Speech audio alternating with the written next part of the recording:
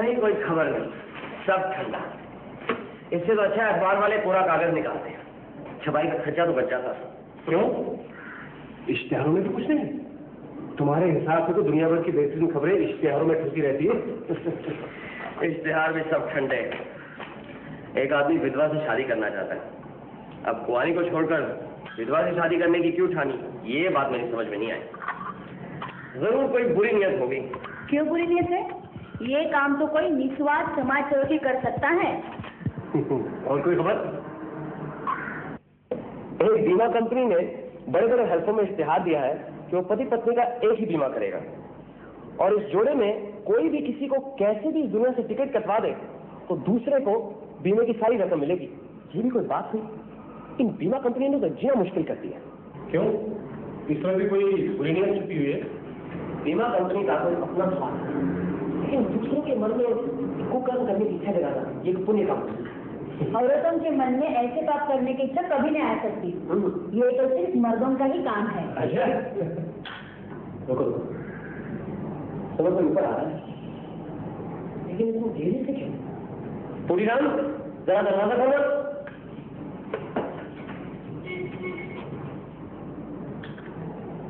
अरे क्या खुशहाली दिखा रहा है? खोल ऐसे बैठो, पड़ोसी का लड़का है। क्या बात है? पंकज भैया, रेखा मर गई। चुप हो जाओ, शांत हो जाओ। अब बोल, चलो ऐसे होते नहीं। बताओ क्या बात है, बताओ। पिताजी 2 दिन में दिल्ली चले गए। घर में मैं, मेरी छोटी बहन रेखा और हमारी सौतेली माँ रहते हैं। मैं आज जब सुबह अपने ऊपर वाले कमरे में पढ़ रहा था, एकाएक नीचे से माँ की चीख पुकार सुनाई दी। मैं दौड़कर नीचे आया। रसोई के दरवाजे पर माँ खड़ी चीख रही थी। मेरी समझ में कुछ नहीं आया। मैं दौड़कर रसोई में गया। वहाँ चूल्हे के पास रेखा बैठी थी, सिर नीचे झुकाया।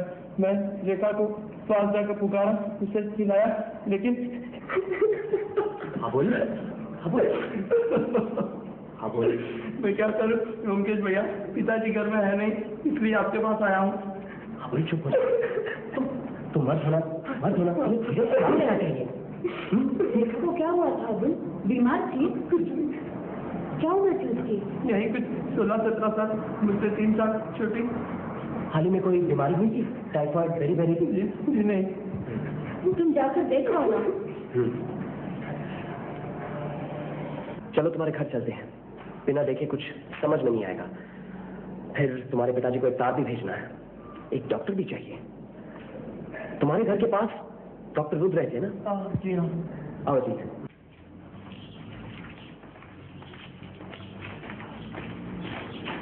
माँ,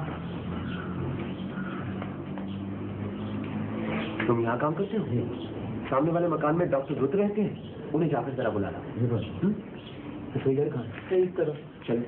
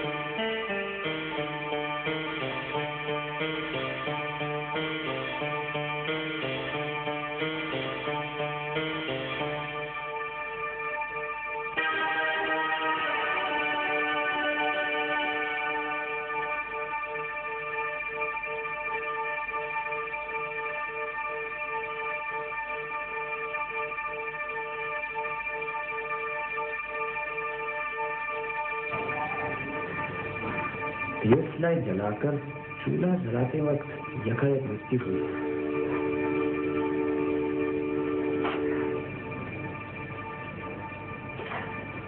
मौत के समय रसोई घर में और कोई नहीं था। देखो, लगता है शायद डॉक्टर रुद्र आए। क्यों, क्या लगता है? क्या हुआ? मर गई? आप ही देख लीजिए। ये कौन है? पड़ोसी। देव कुमार बाबू की यही बेटी है? जी। इसका नाम रेखा है? जी। क्या हुआ था इसे? बिल्कुल ठीक थी, यकायक।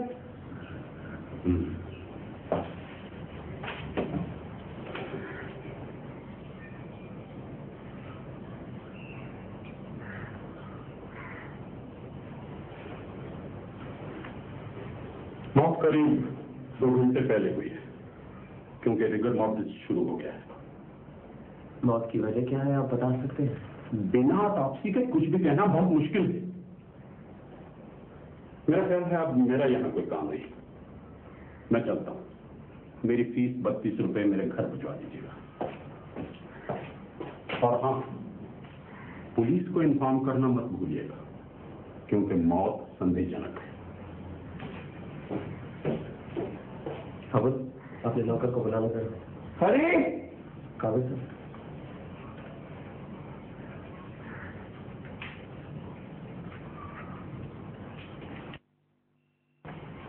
थाने में दरोगा बाबू है, ये उनको दे देना। अच्छा, अब लास्ट जैसी है वैसे ही पड़ी रहने देना। पुलिस आएगी, क्या करना है वही करेगी। चलो रेखा का कमरा देखें।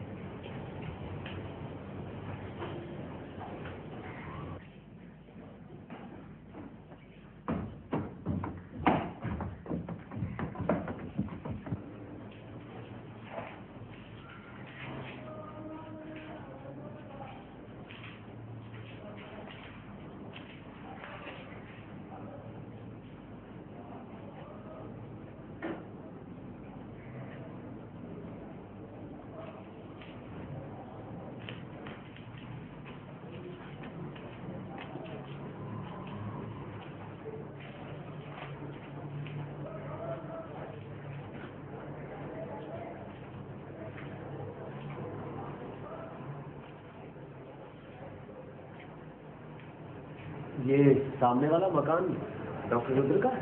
जी।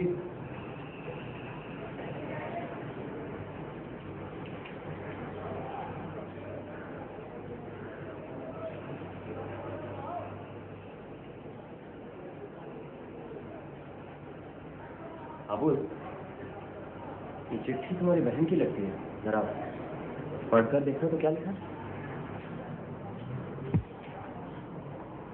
नंतुदा, हमारी शादी की बातचीत टूट गई है। तुम्हारे पिताजी 10,000 दहेज मांग रहे हैं। पिताजी इतना रुपया नहीं दे सकते। मैं किसी और से शादी नहीं कर सकती, यह तुम्हें मालूम है। लेकिन इस घर में मैं और नहीं रह सकती। तुम्हारे पिता के डॉक्टर खाने में कई तरह के जहर होंगे। तुम मुझे कोई जहर लाकर दो न भी दोगे तो मैं किसी भी उपाय से मरूंगी। मैं और जीना नहीं चाहती। रेखा, मुझे मालूम था यही होगा।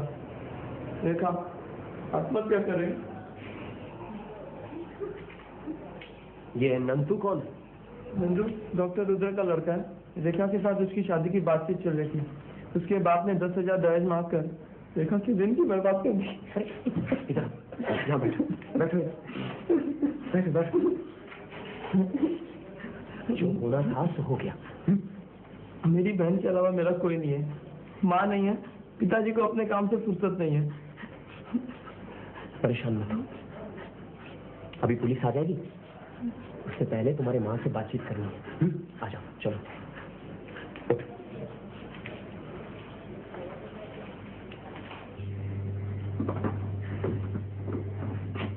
क्या बात हुई, आप कुछ बता सकती हैं? आज नौकरानी नहीं आई, इसलिए मैंने रेखा को चूल्हा लिपकर आग जलाने को कहा। घर के सारे काम मैं ही करती हूँ, कभी किसी से ढेला भर भी काम करने को नहीं कहा। और जब तक शरीर में ताकत है मैं करती भी रहूंगी। लेकिन 100 काम है, अकेली जान करे भी तो कैसे। इसलिए मैंने रेखा को चूल्हा जलाने को भेजकर अपने कमरे की सफाई में लग गई। नीचे रसोई में क्या हो रहा है मैंने कुछ नहीं देखा।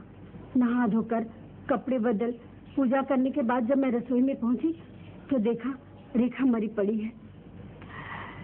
मैं तो इस घर के किसी साथ पास में नहीं रहती हूँ, लेकिन वो तो मेरे भाग्य ही फूटे हैं कि सारे झमेले मुझे ही झेलने पड़ते हैं।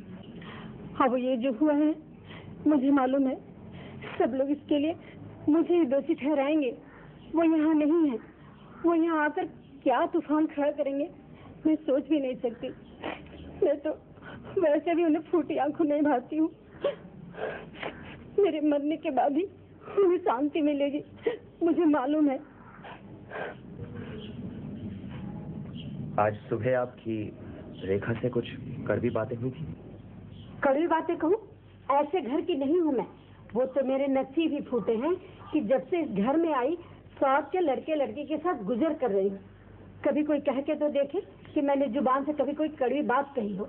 आज सुबह जब मैंने रेखा को चूल्हा जलाने के लिए भेजा तो उसने रसोई से वापस आकर कहा माचिस नहीं मिल रही है, और सीधे ठाकुर जी के पास जाकर पूजा की माचिस उठा ली। तब मैंने कहा इतनी बड़ी हो गई अक्ल भी नहीं है, बासी कपड़ों में चली आई और सीधे ठाकुर जी को भी छू लिया। अरे माचिस की जरूरत थी तो दुकान से मंगवा लिया होता। बस इतना ही तो कहा था, कसम से कहती हूँ। और अगर ये भी कसूर है तो गलती मानती हूँ। कसूर की कोई बात नहीं है, लेकिन रेखा आपके कमरे में माचिस लेने क्यों गई? क्या माचिस हमेशा आपके कमरे में रहती है? नहीं, रसोई में भी रहती है, लेकिन एक माचिस मैं अपने ठाकुर जी के पास हमेशा ही रखती हूँ। रात को अंधेरे में मुझे नींद नहीं आती है, इसलिए मैं लैम्प जला के सोती हूँ। ये बात सभी लोग जानते हैं, रेखा भी। वो देखिए लैम्प। मतलब उसी वक्त आपने रेखा को आखिरी बार जिंदा देखा था, उसके बाद नहीं? नहीं, और देखूंगी कब? घर की सफाई के बाद तो मैं नहाने चली गई थी। धन्यवाद। अगर जरूरत हुई तो बाद में पूछताछ करूंगा।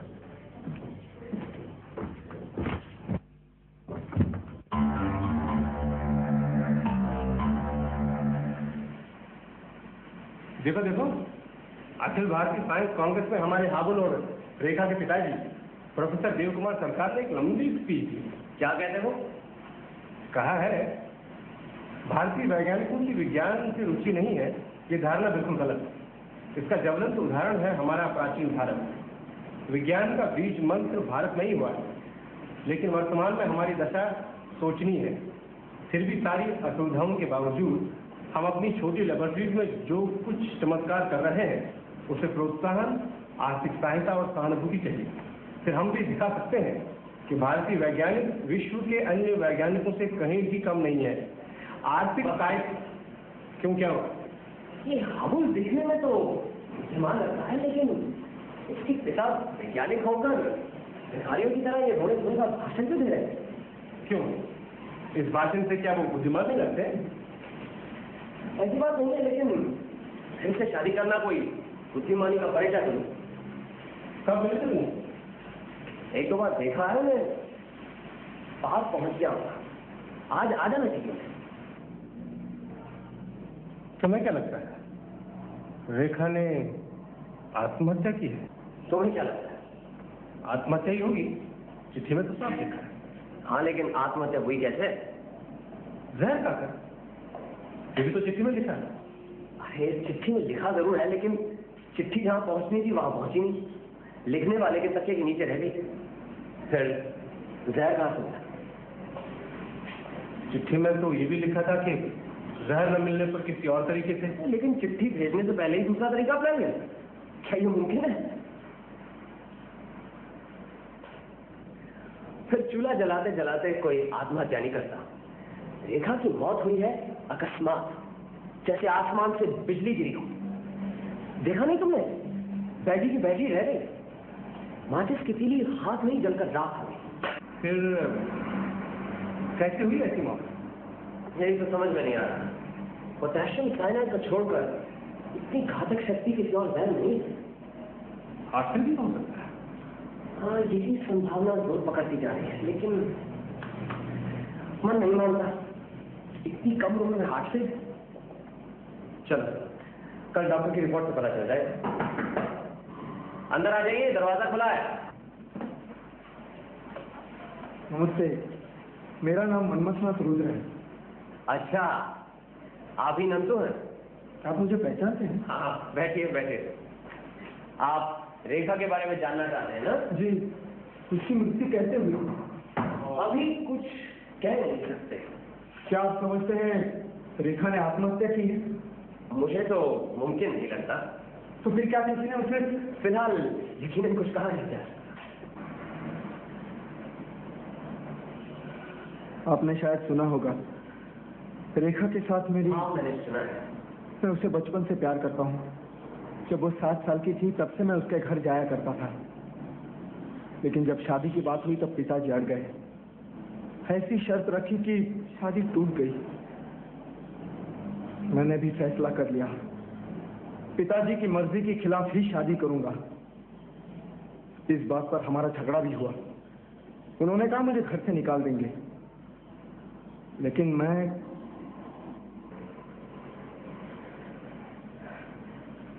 पिताजी से आपका झगड़ा कब हुआ? परसों दोपहर को। पर मैंने साफ कह दिया कि रेखा के अलावा मैं किसी और से शादी नहीं करूंगा। आपके पिताजी इस शादी के खिलाफ क्यों थे? वो चाहते थे मेरी बड़े खानदान में शादी हो, जहां से उन्हें काफी रुपया मिले। लेकिन ऐसा क्यों हुआ बंकेश बाबू? रेखा को मारकर किसी को क्या फायदा?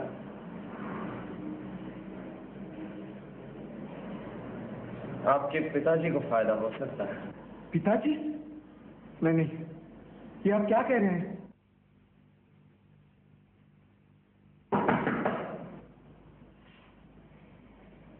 कौन है?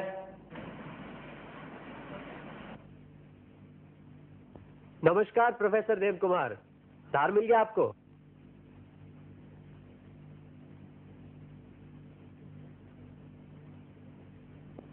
यह बदमाश यहाँ क्या कर रहा था?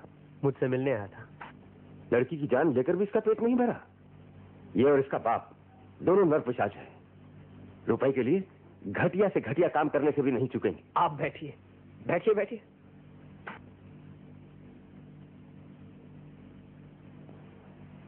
हाबुल ने आपके बारे में सब बताया मुझे। आपने जो हमारी मदद की उसके लिए बहुत बहुत धन्यवाद। क्या कह रहे हैं आप? अगर मदद की भी तो पड़ोसी के नाते ये हमारा कर्तव्य है। फिर भी आप इतने व्यस्त आदमी हैं। अच्छा, क्या हुआ था रेखा को? कुछ समझ में आया? घर पर कोई ठीक से बता नहीं पा रहा। कुछ कह नहीं सकते प्रोफेसर, देखते हैं डॉक्टर की रिपोर्ट में क्या निकलता है। अगर मेरे पास रुपया होता तो इस केस की छानबीन का भार मैं आपको सौंपता, लेकिन क्या करूं, मेरे पास इतना रुपया है ही नहीं। ये आप क्या कह रहे हैं? आप तो नहीं व्योमकेश बाबू, बिना फीस दिए मैं किसी की मदद लेना नहीं चाहता। पुलिस पहले ही तहकीकात कर रही है, जो भी करना होगा वही करेगी। और फिर तहकीकात से क्या होगा? मेरी बेटी तो मुझे वापस नहीं मिलेगी। धन्यवाद व्योमकेश बाबू, मैं चलता हूं।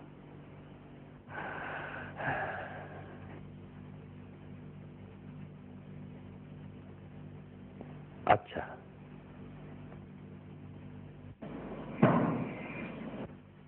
चलो, एक शंका का समाधान तो हुआ। मेरा ख्याल था प्रोफेसर अपनी पहली पत्नी के बच्चों से प्यार नहीं करते, लेकिन कम से कम अपनी बेटी से तो बहुत प्यार करते हैं।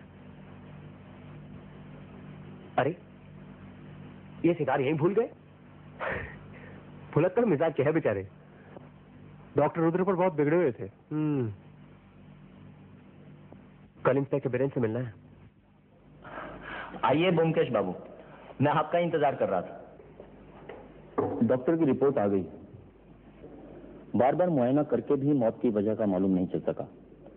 शरीर में कहीं कोई चोट का निशान भी नहीं है, पेट में जहर भी नहीं मिला, हार्ट भी नॉर्मल और हेल्दी है। यकायक स्नायु मंडली के अपने काम बंद कर देने की वजह से यह मौत हुई है।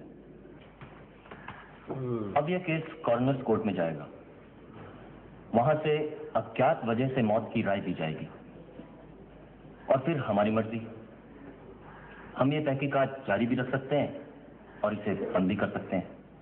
मेरे ख्याल से तहकीकात जारी रखनी चाहिए। क्यों? आपको किसी पर शक है क्या? अगर हमें इस मृत्यु की गुत्थी को सुलझाना है तो पहले हमें यह पता लगाना होगा कि ये मौत हुई कैसे। जब तक कि हमें इसका पता नहीं लगेगा, इस पर या उस पर शक करने से कोई फायदा नहीं है।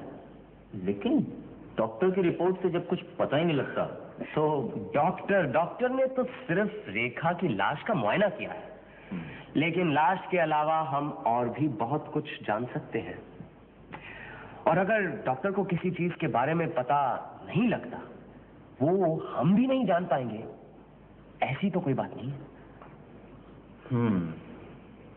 ये बात तो है। कल प्रोफेसर देव कुमार आए थे मेरे पास। उन्होंने मुझे इस केस से छुट्टी दे दी है। मतलब ये कि बिना फीस दिए वो किसी की मदद नहीं लेना चाहते, और फीस देने लायक उनके पास पैसे हैं नहीं। क्यों नहीं है? उन्हें अच्छी खासी तनख्वाह मिलती है, कॉलेज में प्रोफेसर है, 800-900 रुपए तो मिलती ही होगी। शायद ज्यादा ही होगी। फिर आपकी मदद क्यों नहीं ले रहे? किसी को आड़ में रखने की कोशिश तो नहीं कर रहा है? हाँ, ये हो सकता है। किसको आड़ में रखेंगे? अपनी पत्नी को या अपने लड़के को? प्रोफेसर ने आपको छुट्टी दे दी होगी, लेकिन अगर जरूरत पड़ी तो मैं आप ही के पास आऊंगा। जी जरूर, मैं पूरी मदद करूंगा आपकी। और फिर मेरा तो इस केस से संबंध हाबुल की वजह से है। Very good. मैं आपके पास परसों सुबह आऊंगा। बिल्कुल। चाय वाय तो पिलाएंगे ना? जी जरूर, मैं आपका इंतजार करूंगा 9 बजे। अच्छा। मुकेश बाबू कहाँ है? अंदर है। आप बैठिए, मैं बुला लाता हूँ।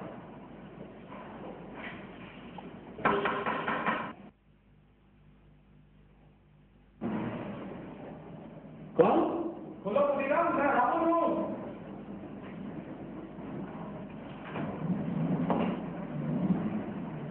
नमस्ते दरगाह बाबू। नमस्ते भाई, कैसे हो? बस मैं ठीक हूँ। आइए आइए इंस्पेक्टर बिरेन। अरे पुटीराम, चाय भिजवा दो, और सुनो साथ में कुछ खाने पीने के लिए भी भेज दो। हाबुल, घर पे सब ठीक ठाक है ना? सब ठीक है। पिताजी आज पटना जा रहे हैं। अच्छा, वहाँ यूनिवर्सिटी में लेक्चर देना है। अरे रुको तो सही, बैठो ना।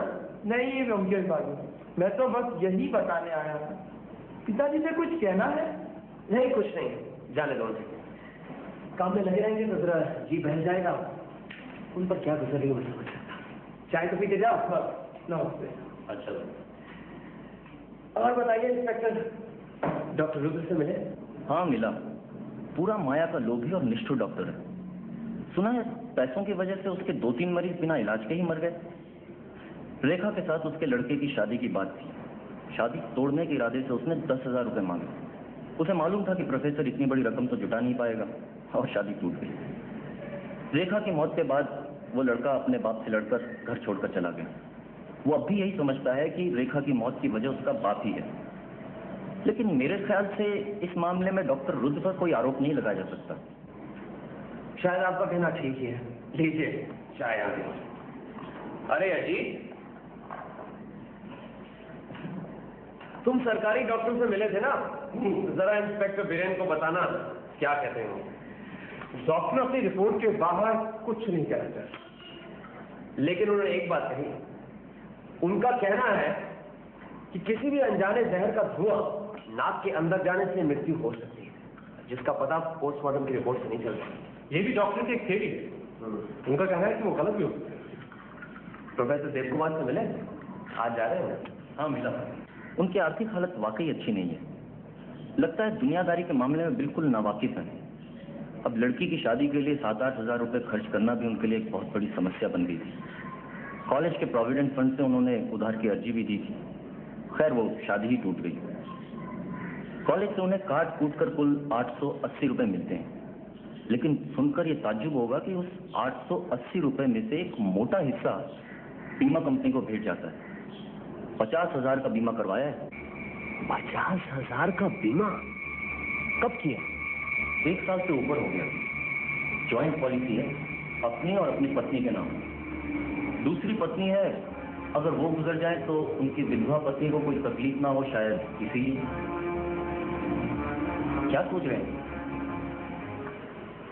आप उनकी पत्नी से मिले? बस यही बाकी है। इस हाबुल के बारे में पता करवाया।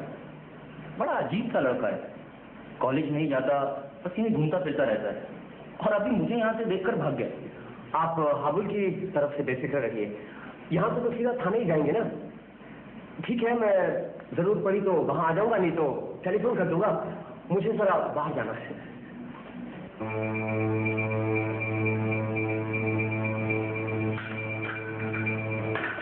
मैं भी चलता हूँ। ठीक है।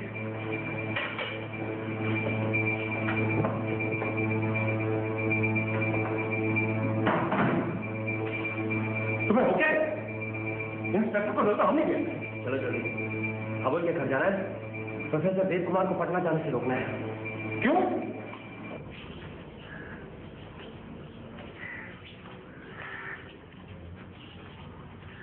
प्रोफेसर देव कुमार? प्रोफेसर देव कुमार है? क्या हुआ? हाबुल। क्या हुआ हाबुल को? किधर है वो? ऊपर अपने कमरे में। चलो।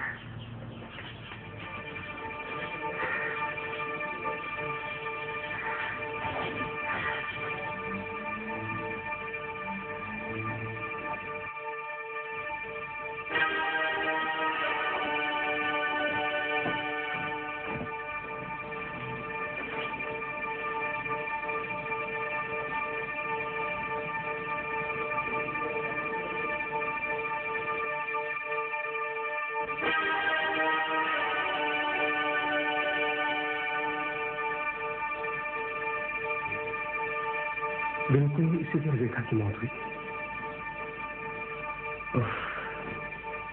किस्मत की मार देखो, बुरा करने वाले का यही हाल होता है। क्या हुआ? तुम फौरन जाओ, इंस्पेक्टर बिरेन को ले आओ। मेरी तरफ से कहना कि प्रोफेसर देव कुमार के नाम गिरफ्तारी का वारंट भी ले आए जल्दी। लेकिन तुम जाओ तो सही, मैं बाद में समझा दूंगा। साथ में ये भी कहना कि हाबुल अपनी बहन रेखा की तरह मर गया। जाओ जल्दी जाओ।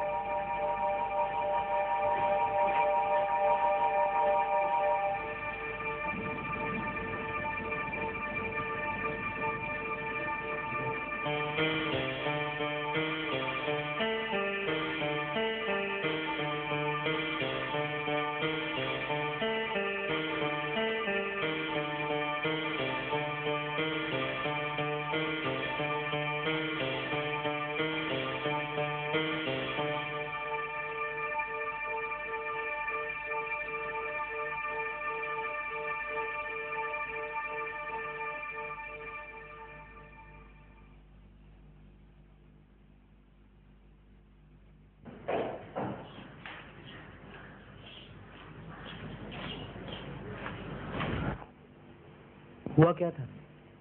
हाबुल छुप छुप के सिगरेट पिया करता था। कई बार खरीद कर मैंने हिला के दिया। आज माचिस नहीं थी उसके पास, उसने कहा माचिस ला दो। मैं माचिस लेने गया बाजार में, मुझे और भी कई काम थे। माचिस लाने में देर हो गई। जब मैं माचिस लेकर आया तब वो अपने कमरे में खत्म हो चुका था। फिर तुमने क्या किया?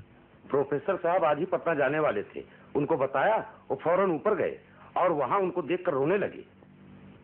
वो माचिस कहाँ है जिससे हाबुल ने सिगरेट जलाई थी? वो तो साहब ने उसके हाथ से ले ली थी। अच्छा, उस वक्त माजी कहाँ थी? रसोई घर में। प्रोफेसर देव कुमार कहाँ है? अपने कमरे में।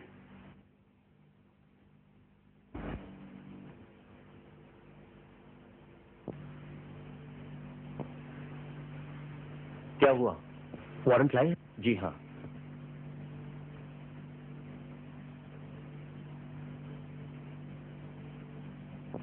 बुरा जो देखन मैं चला, मुझसे बुरा न कोई।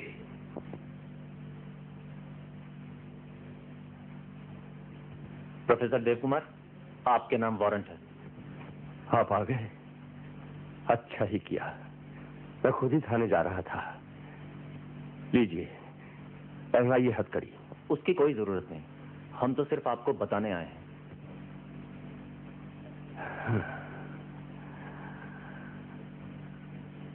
डेस्टिनी, तकदीर।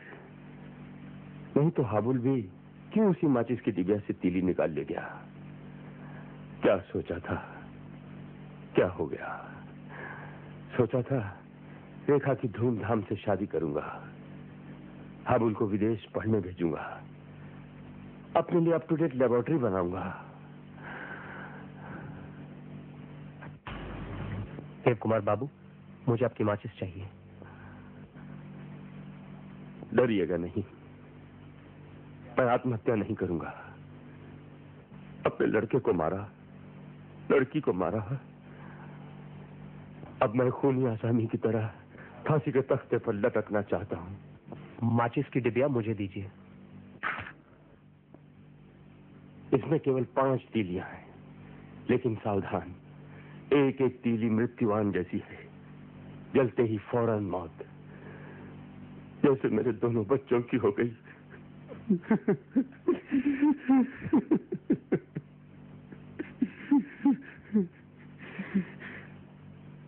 क्या इजाद की है मैंने, पलक झपकते ही मौत होगी, लेकिन कहीं कोई निशान नहीं रहेगा।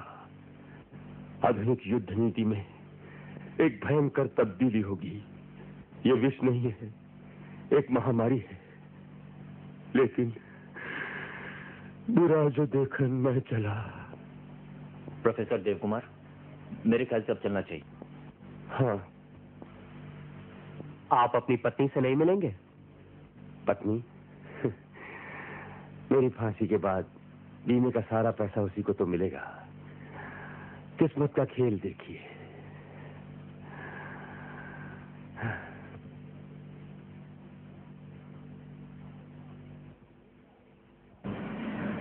अंग्रेजी में एक फिक्रा है, vengeance coming home to roost. Professor Dev Kumar के साथ भी कुछ ऐसा ही हुआ। भाग्य की विडंबना देखो, अपनी पत्नी को मारना चाहते थे, 2 बार उन्होंने अपना अचूक अग्निबाण छोड़ा, और दोनों बार ही अग्निबाण लगा उनके प्यारे पुत्र और पुत्री को। लेकिन ये अग्निबाण उनके हाथ लगा कैसे? साइंटिस्ट थे, एक्सपेरिमेंट करते करते एक नया आविष्कार कर लिया। एक ऐसा आविष्कार जिसकी जरूरत रोजमर्रा की जिंदगी में नहीं थी, लेकिन जिसका एक भी अंश अगर दुनिया में किसी भी बड़ी ताकत को, जापान, अमेरिका, जर्मनी, अगर उन्हें पता लग जाता तो वो फौरन अपने कारखानों में एक जानलेवा जहर बनाना शुरू करते थे। इसीलिए प्रोफेसर देव कुमार ने इस आविष्कार की चर्चा किसी की नहीं। ये चाहते थे कि खुद इस पर और एक्सपेरिमेंट, और इस तरह के एक्सपेरिमेंट गोपनीय ढंग से करने के लिए अपनी खुद की एक लेबोरेटरी होनी चाहिए, लेकिन इसके लिए रुपया भी तो चाहिए। जो लोग मानसिक मेहनत करते हैं उन्हें सांसारिक जीवन में शांति चाहिए, लेकिन छुआछूत, पूजा पाठ मानने वाली और हमेशा कचकच करने वाली दूसरी पत्नी ने प्रोफेसर देव कुमार का जीना मुश्किल कर दिया था। अमूमन कोई अपनी स्त्री की हत्या करने की बात नहीं सोचता, लेकिन अगर कोई ऐसा सोचता है तो हमें समझ लेना चाहिए कि बात बर्दाश्त से बाहर पहुंच गई। अब इस घातक जहर का आविष्कार प्रोफेसर देव कुमार ने किया, और मेरा ख्याल है कि तभी उन्होंने ऐसा सोचा होगा कि अपनी स्त्री को रास्ते से हटा देना चाहिए। इन्हीं दिनों अखबारों में पति पत्नी का इकट्ठा बीमा करने की योजना के बारे में उन्होंने पढ़ा। एक के मर जाने से दूसरे को सारा रुपया मिल जाएगा, यही मौका था। इस तरह का बीमा करके अपनी पत्नी का खात्मा कर सके। एक बात से 2 फायदे हो सके। प्रोफेसर देव कुमार ने पूरे 50,000 का बीमा कराया। कोई जल्दबाजी नहीं की जिससे कि बीमा कंपनी को शक हो। फिर 1 साल इंतजार किया। अपनी पत्नी पर जहर आजमाने के लिए एक नायाब तरीका निकाला। एक वैज्ञानिक मस्तिष्क इस तरह सोच सकता है। उन्हें मालूम था कि जहर में आग लगने से जो धुआं निकलता है उसका छोटे से छोटा अंश भी अगर नाक में जाए तो कोई बच नहीं सकता। इसलिए उन्होंने माचिस की तीली के मुंह पर जहर लगा दिया। अब कोई भी ये तीली जलाएगा वहीं खत्म हो जाएगा। तभी दिल्ली में विज्ञान कांग्रेस का अधिवेशन शुरू हुआ था। उन्होंने सोचा यही मौका है। उन्हें पता था कि उनकी पत्नी रोज सवेरे पूजा के लिए माचिस से दिया जलाती है, अब ये माचिस पूजा घर में ही रहती है और इस माचिस का और कोई इस्तेमाल तो होता नहीं। सो उन्होंने इस माचिस की डिबिया में एक जहरीली तीली डाल दी और वो दिल्ली चले गए। 4-5 दिनों में कभी ना कभी घातक तीली का इस्तेमाल तो करेगी ना उनकी पत्नी। तब प्रोफेसर देव कुमार दिल्ली में होंगे और उन पर कोई शक नहीं करेगा। सब ठीक ही था, लेकिन किस्मत में कुछ और ही लिखा था। अपनी पत्नी की जगह उनकी अपनी बेटी चूल्हा जलाकर मारी गई।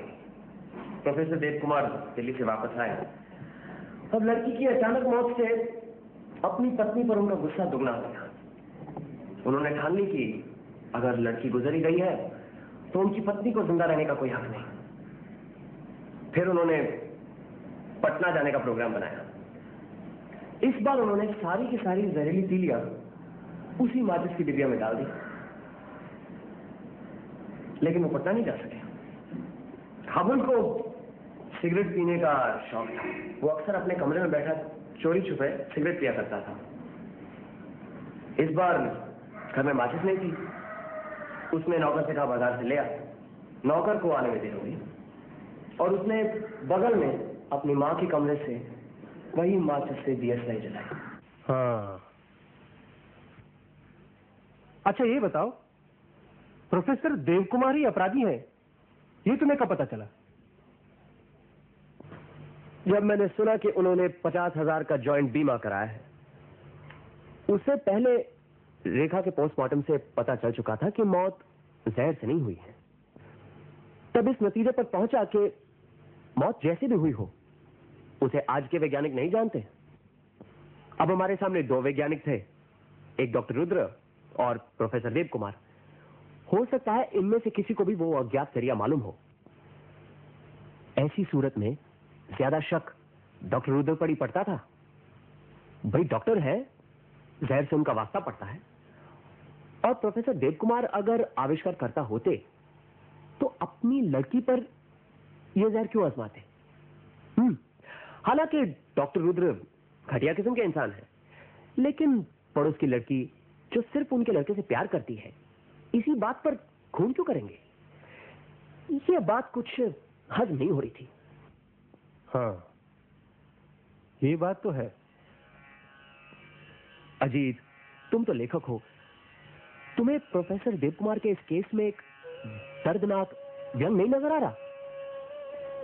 इंसान ने जब पहली बार दूसरे की हत्या करने के लिए हथियार बनाया, उसी दिन से उसने अपनी मौत की खाई खोद ली।